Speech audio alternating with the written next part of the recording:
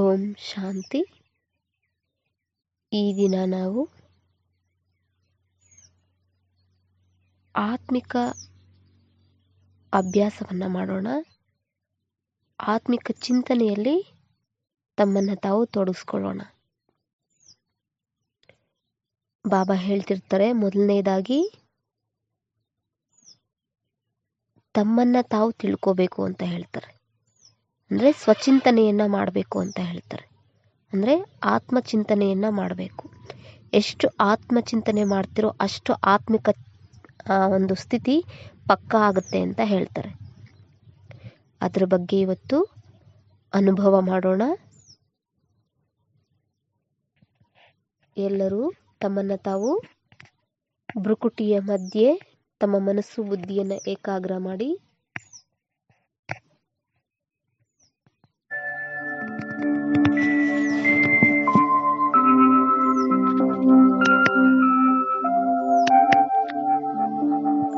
ಓಂ ಶಾಂತಿ. ತಮ್ಮ ಮನಸ್ಸು ಬುದ್ಧಿಯನ್ನ ಈ ಶಿರದ ಭಾಗದಲ್ಲಿರುವಂತಹ ಮಸ್ತಕ ಭ್ರುಕುಟಿಯ ಸಿಂಹಾಸನದಲ್ಲಿ ತಮ್ಮನ್ನ ತಾವು ನೋಡ್ಕೊಳ್ಳಿ.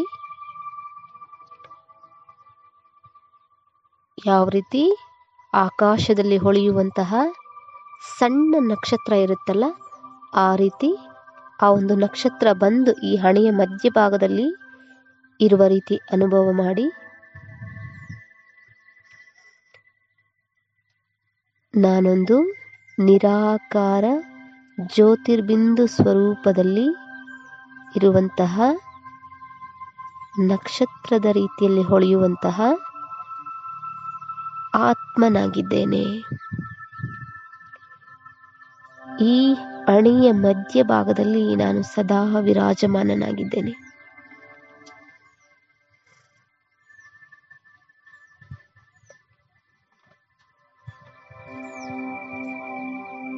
ನನ್ನ ಆತ್ಮ ಅವಿನಾಶಿ ಚೈತನ್ಯ ಶಕ್ತಿಯಾಗಿದ್ದೇನೆ. ಚಿಂತನೆ ಮಾಡಿ.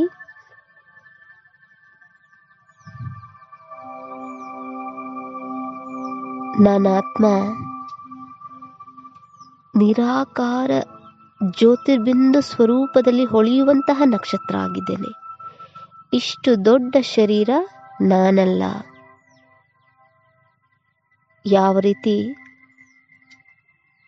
ಸ್ನಾನ ಮಾಡಿದಾಗ ಬಟ್ಟೆಯನ್ನು ಬದಲಿಸ್ತೀವೋ ಅದೇ ರೀತಿ ನಾವು ಕೂಡ ಜನ್ಮ ಬೈ ಜನ್ಮ ಈ ಶರೀರ ಅನ್ನುವ ವಸ್ತ್ರವನ್ನ ಬದಲಿಸ್ತಾ ಬಂದಿದ್ದೀವಿ.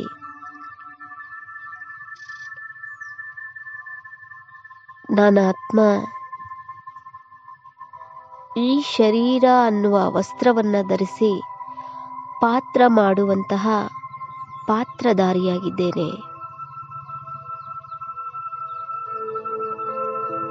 ಈ ಪ್ರಕೃತಿಯ 5 ಪಂಚತತ್ವಗಳಿಂದ ತಯಾರಾದಂತಹ ಶರೀರ ಇದು ನನಗೆ ವಸ್ತ್ರವಾಗಿದೆ. ನನ್ನ ಆತ್ಮ 84 ಜನ್ಮಗಳನ್ನು ಪಡೆದುಕೊಂಡಿದ್ದೇನೆ. 84 ಜನ್ಮಗಳ ಪಾತ್ರದಲ್ಲಿ ನನ್ನ ಆತ್ಮ 84 ವಸ್ತ್ರಗಳು ಅಂದರೆ 84 ಶರೀರಗಳನ್ನು ನಾನು ಬದಲಿಸ್ತಾ ಬಂದಿದ್ದೀನಿ. ಇದು ನನ್ನ ಅಂತಿಮ ಶರೀರವಾಗಿದೆ. ಈಗ ಈ ಸೃಷ್ಟಿ ನಾಟಕ ರಂಗದಲ್ಲಿ ನಾಟಕ ಪೂರ್ತಿ ಆದ ಮೇಲೆ ನಾನು ನನ್ನ ತಂದೆಯ ಜೊತೆ ಮನೆಗೆ ಹೋಗಬೇಕಾಗಿದೆ.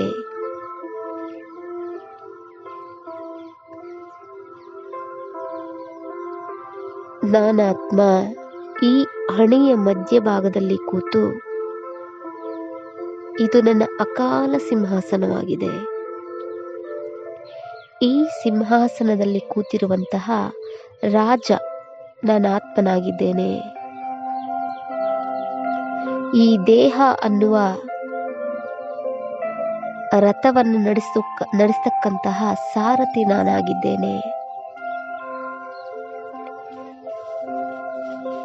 ಈ ಶರೀರ ಅನ್ನುವ ಕಾರನ್ನ ನಡೆಸ್ತಕ್ಕಂಥ ಡ್ರೈವರ್ ನಾನಾಗಿದ್ದೇನೆ.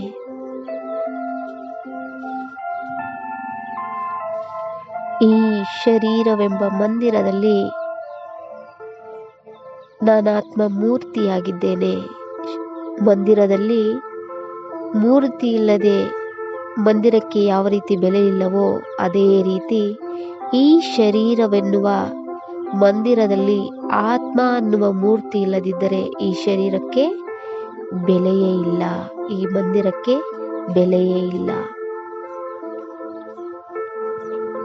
ನಾನಾತ್ಮ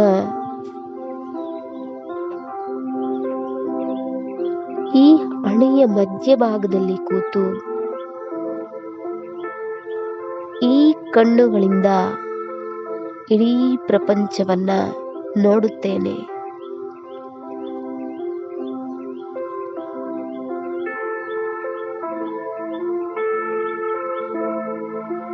ನಾನಾತ್ಮ ಈ ಕಿವಿಗಳಿಂದ ಈ ಪ್ರಪಂಚದ ನಾನಾ ರೀತಿಯ ಶಬ್ದವನ್ನ ಗ್ರಹಿಸುತ್ತೇನೆ.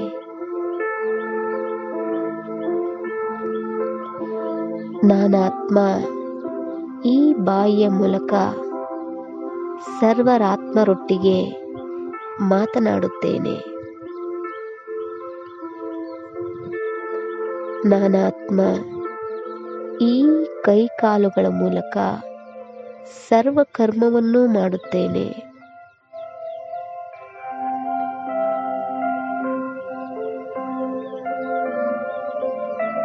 ನಾನಾತ್ಮನೇ ಈ ಎಲ್ಲ ರೀತಿಯ ಕಾರ್ಯಗಳನ್ನು ಮಾಡುವವನಾಗಿದ್ದೇನೆ.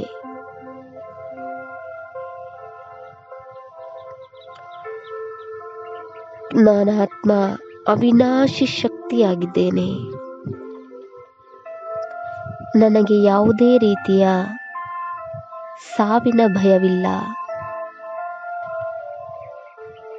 ಯಾಕೆಂದರೆ ನಾನಾತ್ಮ ಅಜರ ಅಮರ ಅವಿನಾಶಿಯಾಗಿದ್ದೇನೆ.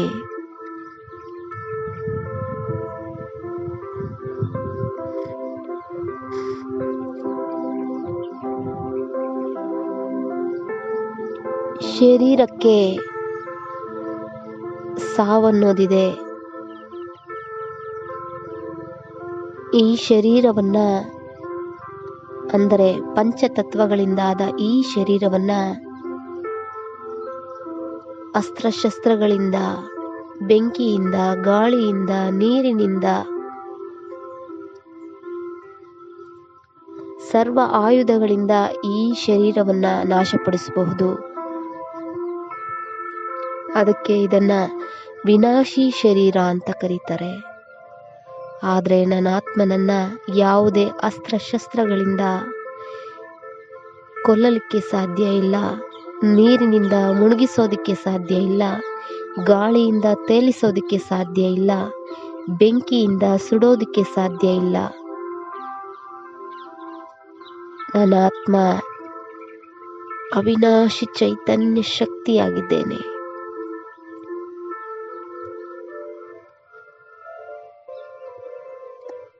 ನನ್ನ ಆತ್ಮ ಯಾವ ರೀತಿ ಈ ಶರೀರದಲ್ಲಿ ಪಂಚೇಂದ್ರಿಯಗಳು ಅಂದ್ರೆ ಕರ್ಮೇಂದ್ರಿಯಗಳಿದೆಯೋ ಅದೇ ರೀತಿ ನನ್ನ ಆತ್ಮನಲ್ಲೂ ಕೂಡ 3 ಸೂಕ್ಷ್ಮ ಇಂದ್ರಿಯಗಳಿದೆ. ಯಾವ ರೀತಿ ಈ ಸ್ಥೂಲ ಕಣ್ಣುಗಳಿಂದ ಈ ದೇಹವನ್ನ ನೋಡಬಹುದು,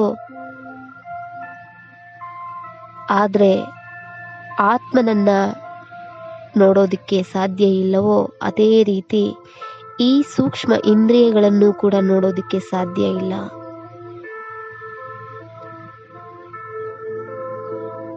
ಅನುಭವದ ಮೂಲಕ ನಾನು ಈ ಶಕ್ತಿಗಳನ್ನ ಅನುಭವ ಮಾಡುತ್ತೇನೆ. ಮೊದಲನೆಯದಾಗಿ ಮನಸ್ಸು ನನ್ನ ಆತ್ಮನಲ್ಲಿಯೇ ಇದೆ.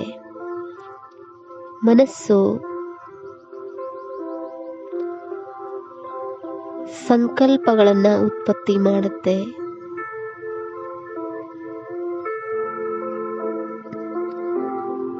ಒಳ್ಳೆಯದಾಗಿರಬಹುದು, ಕೆಟ್ಟದಾಗಿರಬಹುದು, ಸಂಕಲ್ಪಗಳನ್ನು ಉತ್ಪತ್ತಿ ಮಾಡುವ ಕರ್ಮವನ್ನ ಮನಸ್ಸು ಮಾಡುತ್ತೆ. ಆದರೆ ಈಗ ನಾನು ಶುಭ ಸಂಕಲ್ಪಗಳನ್ನೇ ಮಾಡುತ್ತೇನೆ.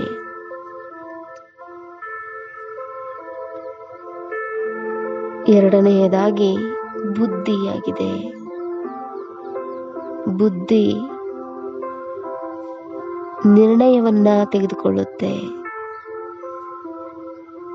ಸರಿಯಾಗಿರಬಹುದು, ತಪ್ಪಾಗಿರಬಹುದು, ನಿರ್ಣಯವನ್ನ ತೆಗೆದುಕೊಳ್ಳೋದು ಬುದ್ಧಿಯಾಗಿದೆ. ಆದ್ರೆ ಈಗ ನಾನು ಸರಿಯಾದಂತಹ ನಿರ್ಧಾರಗಳನ್ನೇ ತೆಗೆದುಕೊಳ್ಳುತ್ತೇನೆ ಬುದ್ಧಿಯ ಮೂಲಕ.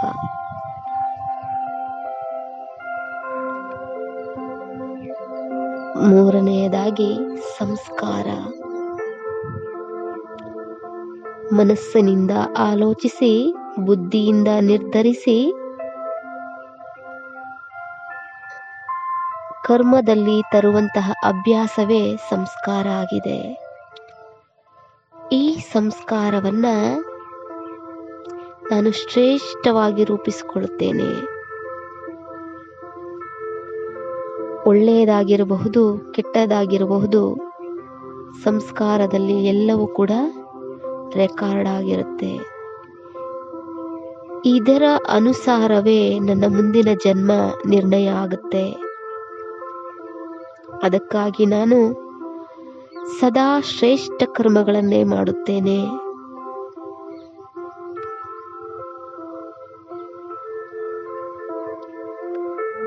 ಚಿಂತನೆ ಮಾಡೋಣ. ಯಾವ ರೀತಿ ಈ ದೇಹಕ್ಕೆ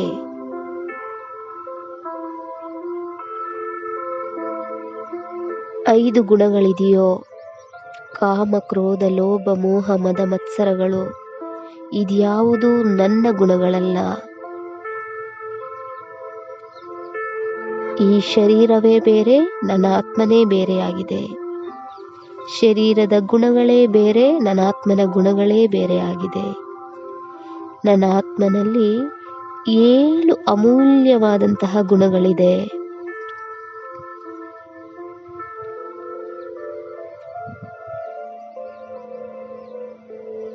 ಆತ್ಮವನ್ನ ನೋಡುತ್ತಾ ಚಿಂತನೆ ಮಾಡೋಣ.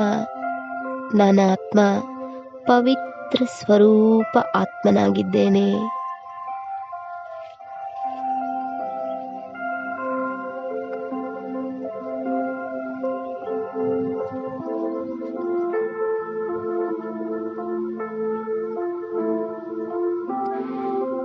ನನ್ನ ಆತ್ಮ ಶಾಂತ ಸ್ವರೂಪ ಆತ್ಮನಾಗಿದ್ದೇನೆ.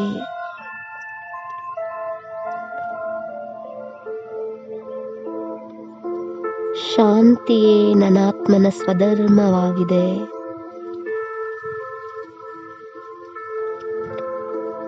ನನ್ನ ಆತ್ಮ ಶಕ್ತಿ ಸ್ವರೂಪ ಆತ್ಮನಾಗಿದ್ದೇನೆ.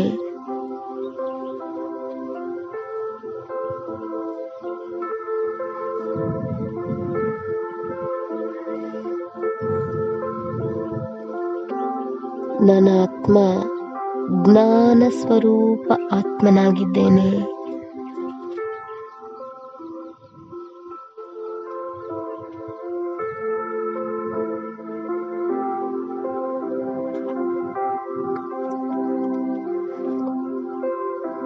ನನ್ನ ಆತ್ಮ ಪ್ರೇಮ ಸ್ವರೂಪ ಆತ್ಮನಾಗಿದ್ದೇನೆ.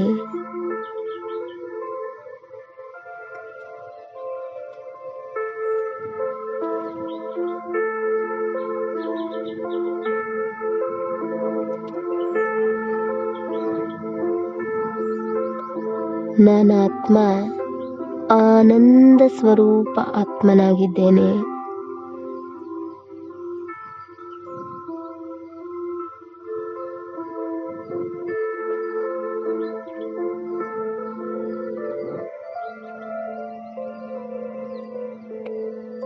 ನನ್ನ ಆತ್ಮ ಸುಖ ಸ್ವರೂಪ ಆತ್ಮನಾಗಿದ್ದೇನೆ.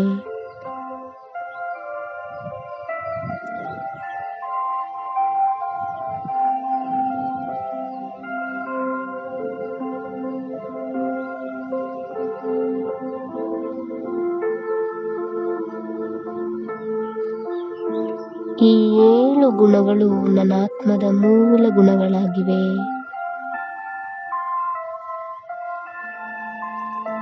ಈ ಗುಣಗಳನ್ನೇ ಸರ್ವ ದೇಹಧಾರಿಗಳಲ್ಲಿ, ಸರ್ವ ವಸ್ತುಗಳಲ್ಲಿ, ಸರ್ವ ಸಾಧನಗಳಲ್ಲಿ ಹುಡುಕುತ್ತಾ ಬಂದಿದ್ದೀವಿ. ಆದರೆ ಈ ಸರ್ವ ಗುಣಗಳು ನನ್ನ ಆತ್ಮನಲ್ಲಿಯೇ ಇದೆ.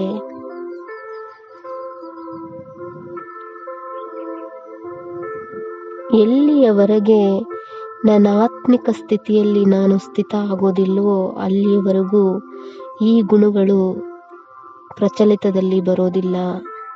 ಅದಕ್ಕೆ ಈಗ ನನ್ನ ಆತ್ಮ ಸದಾ ಆತ್ಮಿಕ ವೃತ್ತಿ ಅಂದರೆ ಆಲೋಚನೆ, ಆತ್ಮಿಕ ದೃಷ್ಟಿಯನ್ನ ಹೊಂದಿರ್ತೇನೆ.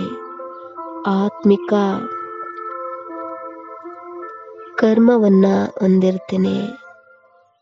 ದೃಷ್ಟಿ, ವೃತ್ತಿ, ಕರ್ಮ ಎಲ್ಲವೂ ಕೂಡ ಆತ್ಮಿಕವಾಗಿಯೇ ಮಾಡುವವನಾಗಿದ್ದೇನೆ.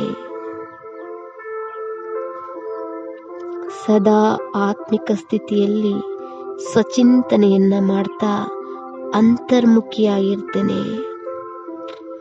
ಅಂತರ್ಮುಖತೆಯ ಆಳದಲ್ಲಿ ಹೋಗಿ ಜ್ಞಾನ ಮುತ್ತು ರತ್ನಗಳ ಅನುಭೂತಿಯನ್ನ ಮಾಡ್ತೇನೆ. ಸದಾ ಅಂತರ್ಮುಖಿ, ಸದಾ ಸುಖಿ ಅಂತ ಏನ್ ಹೇಳ್ತಾರೆ, ಅದರ ಅನುಭೂತಿಯಲ್ಲಿ ಸದಾ ಲವಲೀನನಾಗಿರ್ತೇನೆ. ಇದೇ ನನ್ನ ಸ್ಥಿತಿಯಾಗಿದೆ. ಇದರ ಅನುಭೂತಿಯೇ ನನ್ನ ಆತ್ಮನಾಗಿದ್ದೇನೆ.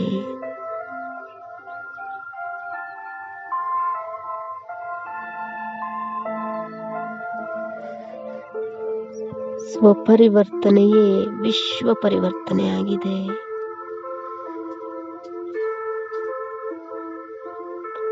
ದೇಹ ಬಾನದಿಂದ ಆತ್ಮದ ಬಾನಕ್ಕೆ ಬಂದು ಸ್ವಪರಿವರ್ತನೆಯನ್ನ ಮಾಡಿಕೊಳ್ಳೋಣ.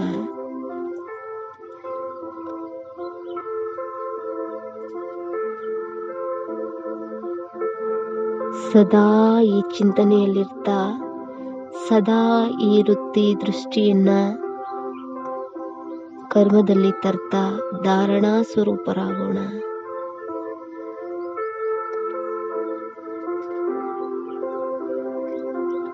ಈ ರುದ್ರಜ್ಞಾನ ಯಜ್ಞದಲ್ಲಿ ಪರಮಾತ್ಮನಿಗೆ ಸದಾ ಸಹಯೋಗಿಗಳಾಗೋಣ.